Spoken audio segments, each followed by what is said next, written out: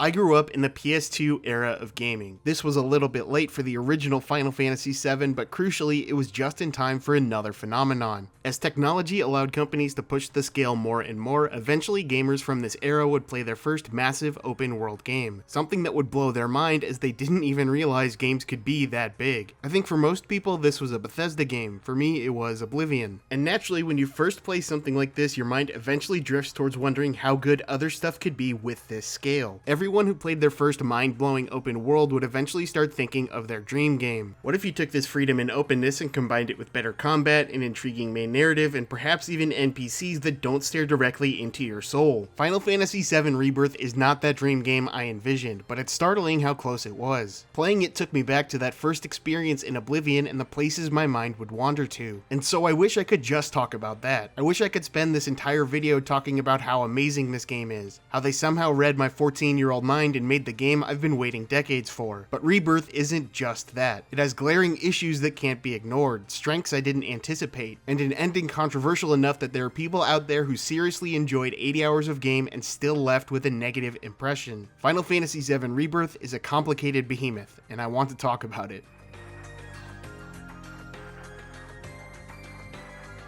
Hello, my name is ianbits, and in this series we take a measured look at games sometime past their release. This is the fourth video I've done in this format for noisypixel, and it's the first instance of something I knew would eventually happen. For these videos, I replay the game to refresh my memory and give me more experience, and this is the first time in this series where my opinion has genuinely changed in doing that. I didn't manage to make it through the entire game a second time because my first full playthrough took about 87 hours. But I made it through a solid chunk and then used chapter select to replay the ending. And in doing so, I found I had a far more mixed experience than I did with my initial playthrough. I had Rebirth as my second best game of 2024 when we did the end of year lists, and I don't know if I still feel that way. You might notice this is coming out several weeks after the 1-year anniversary of the game, and the delay is because of trying to figure out this uncertainty. So in this review, I'll try to balance my more recent experience with that positive first playthrough. It's important to recognize the flaws that become more apparent on a replay, but it's also important to recognize that at the time the initial experience was good enough that I didn't care about them. As I wasn't able to record footage from the full game, I'll be using footage from a YouTube channel called Crystal109, feel free to check them out. This review will also contain full spoilers for the preceding titles, including Final Fantasy VII Remake, the original Final Fantasy VII, and Crisis Core.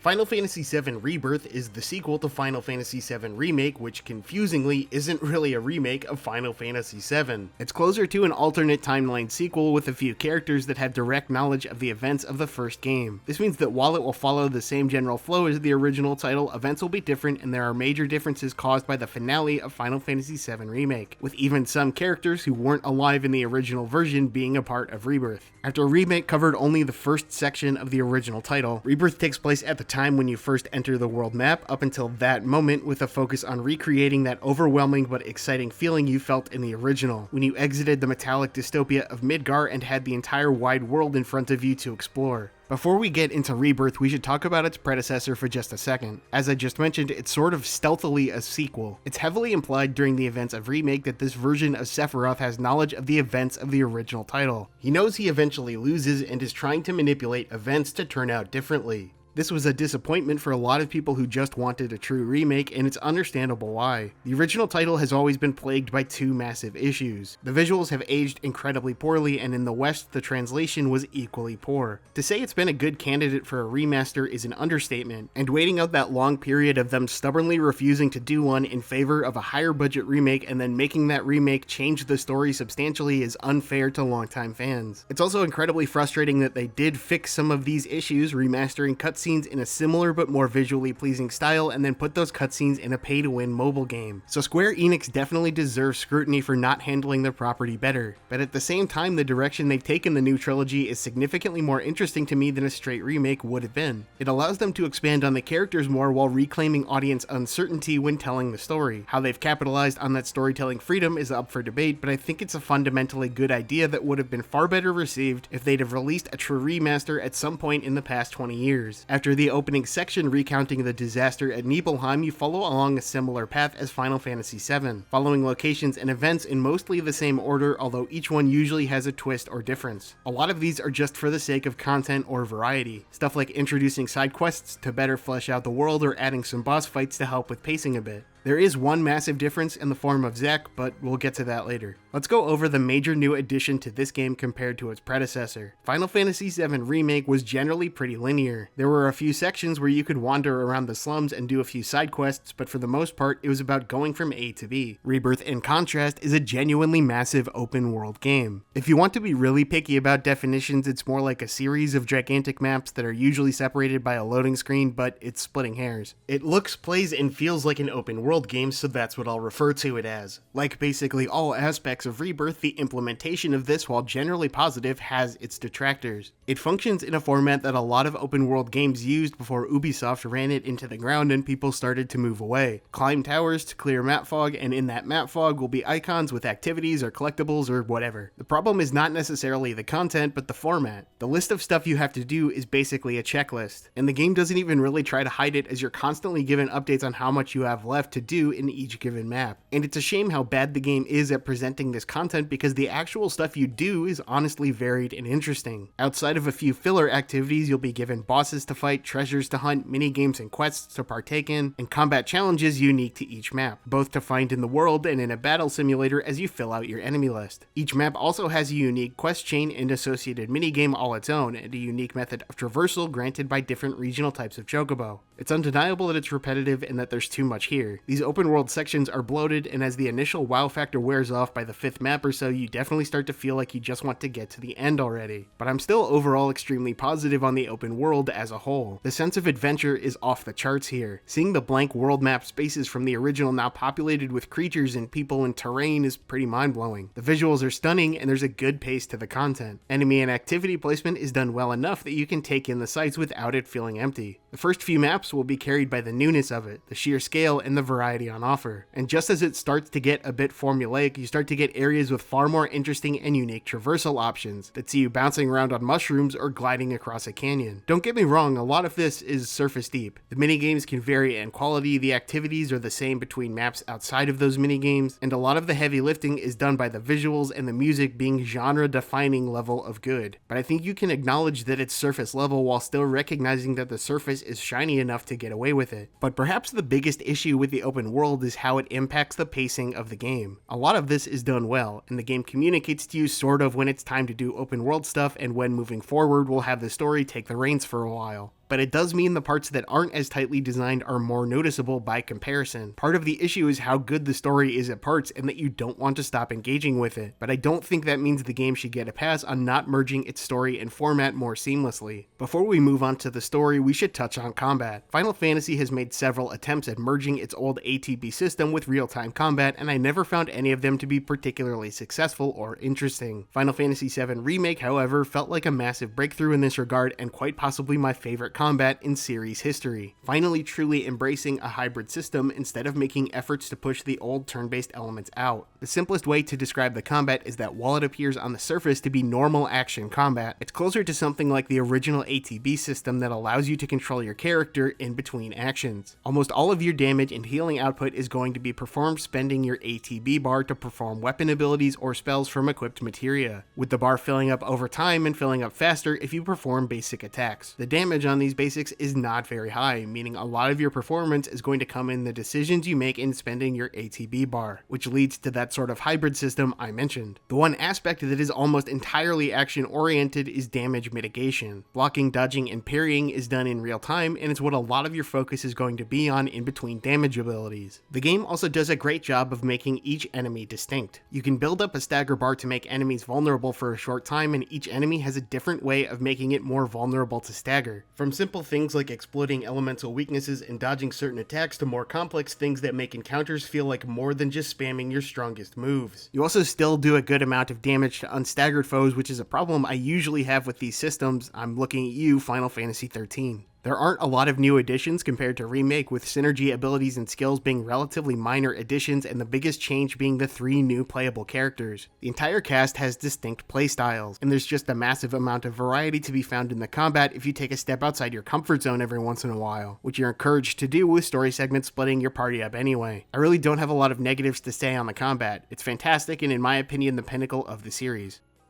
Let's move on to the part of the game I soured the most on in my second playthrough, which is the story. I'm going to split this up into 2 sections, the good and the bad. This is, in general, going to be reflective of my 2 playthroughs, with positive initial impressions and then some cracks in the armor being noticed. The biggest strength and biggest surprise for me was how aggressively campy this game is. Final Fantasy has always had a penchant for melodrama, and they do it pretty well, but it can sometimes be tremendously over-serious. This was a big issue in Final Fantasy XVI, but Rebirth thankfully does not take itself too seriously, especially outside of the main story. There's stuff in here that's Devil May Cry level, goofy and cartoonish situations that make exploring the world and finding these interactions a pleasant experience. It takes advantage of Cloud's manufactured identity. Since he believes himself to be this super serious and powerful former soldier, he slides into the straight man role extremely naturally. This lack of seriousness bleeds into the world building because it's just a fun world to explore and experience. There's happiness and comedy to be found in between the impending calamity, and the characters aren't afraid to put aside the main plot to just stop and be likable for a while. The characters interact with the setting in ways a lot of games struggle with, and as such feel like a natural extension of the world despite their campiness. So much more effort has gone into these characters than the original. The fact that Yuffie is an optional means they can do infinitely more with her character, building on her setup in the Remake DLC and making her a more integral part of the group. But the sheer scale of the game means it's not just her. Basically everyone gets a bit of a dedicated section where they're the core focus to flesh out their character. Barrett's section with Dyne is probably my favorite part in the entire game, and a big part of that is how obscenely good his voice actor is. His ability to handle both the over-the-top pro wrestler energy Barrett exudes and also nail the more somber and serious moments is unreal. It's flat out a masterclass. There's a bit of a downside here in that for many of these character moments outside of that section with Barrett and arguably a few others, a lot of this development is incomplete, left to be finished in the final part of the trilogy. I don't necessarily mind this because it's not like the characters don't have enough to do anyway, but it's worth noting. Yuffie and Tifa especially have a lot left to be resolved in the final installment. But the point of this game isn't necessarily to finish off character development, it's to provide a massive open world where you can take your time and bond with this collection of weirdos. It's an adventure you can go on with them before the inevitable tragedy and seriousness of their charge is truly realized by them. It's the setup to destroy you emotionally later on. This is a world and a cast that I was ambivalent towards in the original. It certainly wasn't bad, and I assume I would have enjoyed them a lot better if my experience hadn't been on the original PS1 translation, which was a complete mess. But both the setting and the characters have been fleshed out and polished into this colorful collection of weirdness that added so much to the sense of adventure the first game in the trilogy sorely lacked. And that's not to say the main story doesn't pull its weight, because while there are dips in the middle, the addition of Zack as a massive variable on the original story recaptures the sense of wanting to know what's going to happen next. Things aren't going to be exactly the same. It's often very similar, but this is a different timeline with an antagonist that's got extra knowledge compared to the original. He wants them to succeed up to a point. He knows how their story goes and what he needs to recreate, and when he needs them to diverge. I wish that was utilized a bit more outside of the ending, but there are hints of his plans and what the underlying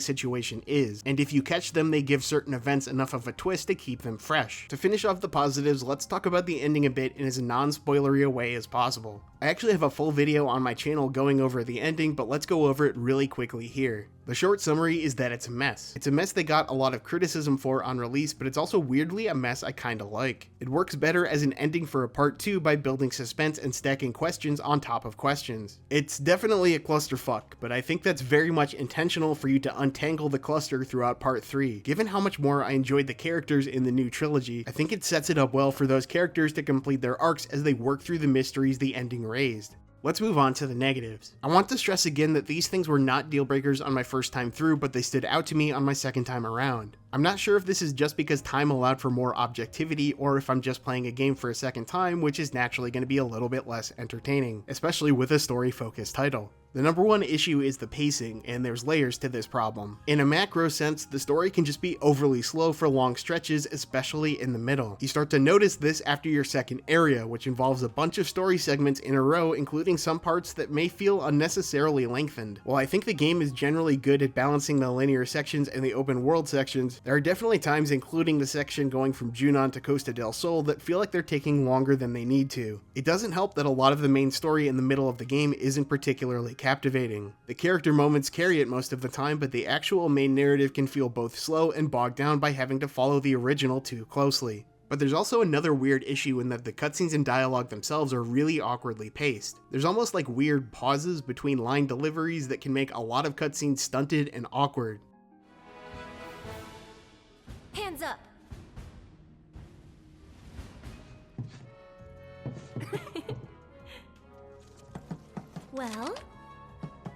Well?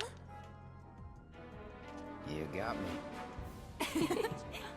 It can match when a scene is melodramatic or campy enough, but for the stuff in between, which is a decent chunk of the main story, it's extremely noticeable. It also makes cutscenes take longer than they need to, and when you have a bunch of cutscenes happen one after the other, it can feel like Metal Gear Solid, when there's just way too long in between sections where you can control your character. A major issue that's sort of inherent to how the game was conceived is that a lot of the story can feel incomplete. I'm not just talking about the main story not finishing, that's obvious, but also about the character arcs being inherently not finished. This sets up an awkward situation where if Part 3 screws up the conclusions to these, it makes the well-done setup less impactful. Part of enjoying these arcs is trusting that Square Enix will finish them off in a satisfactory way, which, who knows, might not happen. This is most noticeable in the ending. Everything good I feel about the ending could be completely undone if Part 3 screws it up, and gaps that I'm assuming are intentionally left to be filled in as part of the conclusion could just be bad storytelling with a convenient excuse. I've also used the word melodramatic a few times when describing the story here, and it's a word that sometimes has an inherently negative connotation.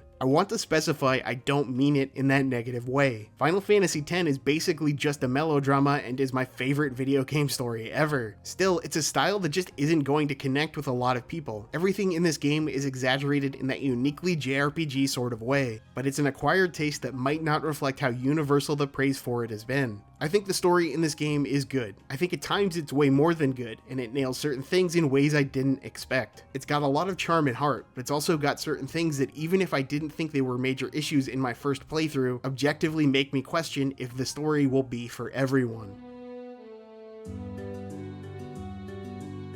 The process for making this video was the longest I've ever had. It was hard to nail down my opinion on this game even back at release, and it's only gotten harder as time has gone on. It speaks to how memorable and unique this game is, even if it might not seem that way on the surface. There's this combination of different qualities that I don't know have been compiled into the same game before, and they can be as off-putting as they are fascinating. I think that even despite my more recent complaints, Final Fantasy VII Rebirth is one of the best RPGs to release in the past decade. It just happened to be one that completely scrambled my brain.